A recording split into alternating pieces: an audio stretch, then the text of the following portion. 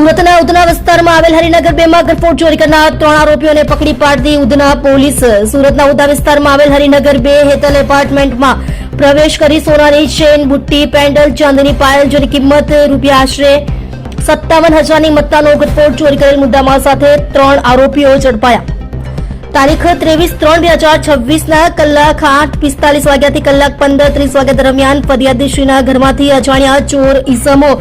ઘર number 202 plot number 144 બીજો માળ હેતલ એપાર્ટમેન્ટમાં પ્રવેશ કરી ઘરફોડ ચોરી કરી ગયા હતા. જેમાં ઉધના પોલીસ સ્ટેશનની સર્વેલન્સ પોલીસ દ્વારા અલગ અલગ ટીમો બનાવી બાતમીદારોને કામે લગાડી ઘરફોડ ચોરી કરનારા આરોપીઓ રાજેશ ઉર્ફે નનક રામનરેશ તિવારી, ઉંમર વર્ષ 35, ધંધો મજૂરી, રહે C106 શ્રી કૃષ્ણ રેસિડેન્સી, નક્ષત્ર આરાધના, ગ્રીન લાઇટ, જોલવા, કડોદરા, સુરત તથા દીપક રાજેન્દ્ર પ્રસાદ પાંડે, ઉંમર વર્ષ 22, ધંધો મજૂરી, રહે ઘર નંબર 101B શુગન રેસિડેન્સી,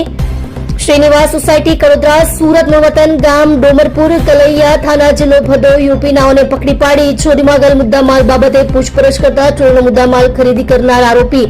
નામે દીપક કુમાર સુરેશકુમાર જૈન, ઉંમર વર્ષ 30, ધંધો મોબાઈલની દુકાન, રહે 194 મહાદેવનગર, સંજયનગર સર્કલની બાજુમાં લીંબાયત, સુરત નાઓને પકડી મુદ્દામાલ સાથે પકડી પાડતી ઉધના પોલીસ સ્ટેશનની ટીમે ખૂબ જ સારી અને પ્રશંસનીય કામગીરી કરેલ છે.